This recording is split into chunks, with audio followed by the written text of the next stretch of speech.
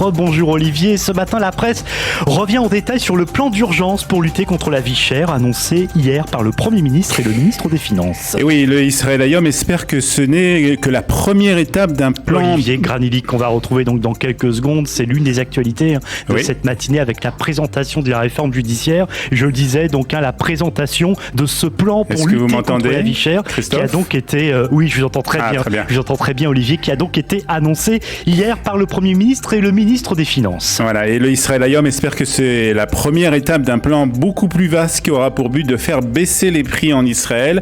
Le journal revient sur les principaux axes de ce programme, à savoir le gel immédiat de l'augmentation du prix de l'essence, de l'eau et des impôts locaux.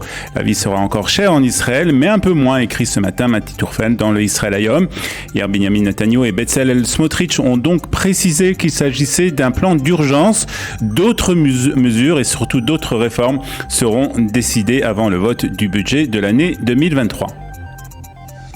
Et parallèlement à cela, le ministère des Finances a annoncé un excédent budgétaire pour l'année 2022. En effet, Israël a enregistré un excédent budgétaire de 9,8 milliards de shekels en 2022, soit 0,6% du PIB. C'est ce qu'a indiqué en tout cas le comptable général du ministère des Finances, ajoutant qu'une hausse de près de 14% des recettes fiscales avait été recensée. Le Israël Hayom précise aussi que c'est la première fois depuis 1987 qu'Israël enregistre plus de recettes que de dépenses. Les dépenses ont augmenté de 13,6% en 2022 et les recettes ont augmenté de 13,6% en 2022 et les dépenses, quant à elles, ont baissé de 4,8%. La baisse des dépenses de l'État s'explique par la fin du programme d'aide de l'État aux entreprises et aux chômeurs pendant la pandémie du coronavirus. Malgré l'annonce du plan d'urgence, la réforme juridique continue de faire les gros titres de la presse israélienne. Oui, c'est le cas du Yediot Ahronot qui titre que les menaces sur la Cour suprême se précisent. Le journal donne des détails de la proposition de loi du ministre de la Justice, proposition qui a été débattue hier à la Knesset. Parmi les points de cette proposition, le Yediot Ahronot en retient plusieurs. Le gouvernement d'abord et les ministres pourront décider d'établir librement leur position juridique sans être liés par l'avis du procureur général. Yariv Levin a aussi déclaré que le gouvernement limiterait la capacité de la Cour suprême à annuler des lois et des décisions gouvernementales en exigeant un panel élargi de juges de la Cour et une majorité spéciale pour ce faire.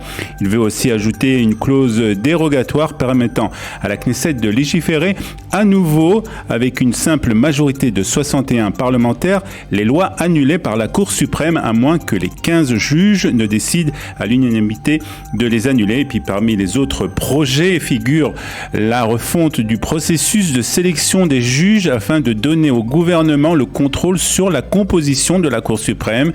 Yariv Levin veut introduire une loi visant aussi à empêcher la Cour suprême d'employer la règle du caractère raisonnable pour juger les lois et les décisions gouvernementales. Ce matin, c'est l'ancien Premier ministre Ehud Barak qui réagit dans les colonnes du Yediot Ahronot à cette proposition de réforme.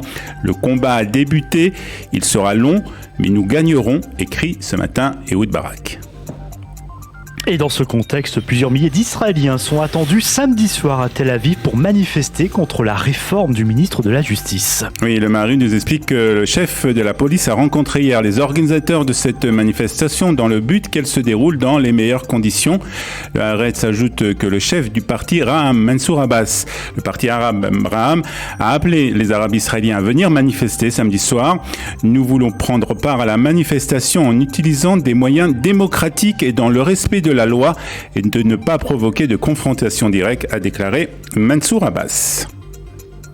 Retournons à la Knesset. Une loi prévoyant l'annulation de la citoyenneté des terroristes a été votée en première lecture. Le Yediot Ahronot ajoute que le président de la coalition, le député Ophir Katz du Likoud, a présenté donc hier cette loi qui vise à annuler la citoyenneté des terroristes. En vertu de cette loi, tout citoyen ou résident qui a reçu des indemnités financières de la part de l'autorité palestinienne pour un acte terroriste sera automatiquement considéré comme ayant choisi de son plein gré de renoncer à la citoyenneté israélienne ou à son statut de résident. Le projet de loi a donc été adopté en première lecture par 106 députés, donc avec le soutien d'une bonne partie de l'opposition. Et pour finir cette revue de presse, on a appris le décès du dernier juif à s'être évadé du ghetto de Varsovie. Oui, il s'agit de Israël Levin, qui a été âgé de 90 ans, qui est mort mardi au kibbutz Yagur. Il était âgé de 11 ans lorsqu'il a réussi à s'échapper avec son père et un groupe d'adultes par les égouts du ghetto. Sa mère et sa sœur ont été assassinés pendant la Shoah, tandis que lui et son père ont survécu. Il faisait partie des derniers groupes qui a réussi à échapper aux nazis, a expliqué Roni, la fille d'Israël Levin. Israël Levin est arrivé en Israël avec son père en 1945 à l'âge de 13 ans, s'installant au kibbutz Yagur dans le nord du pays. Il s'est ensuite engagé dans l'armée israélienne. Il a gravi les échelons, atteignant le grade de lieutenant-colonel et a participé à de nombreuses guerres d'Israël. Il a aussi continué à travailler au kibbutz après sa démobilisation et est devenu secrétaire général du mouvement des kibbutzim.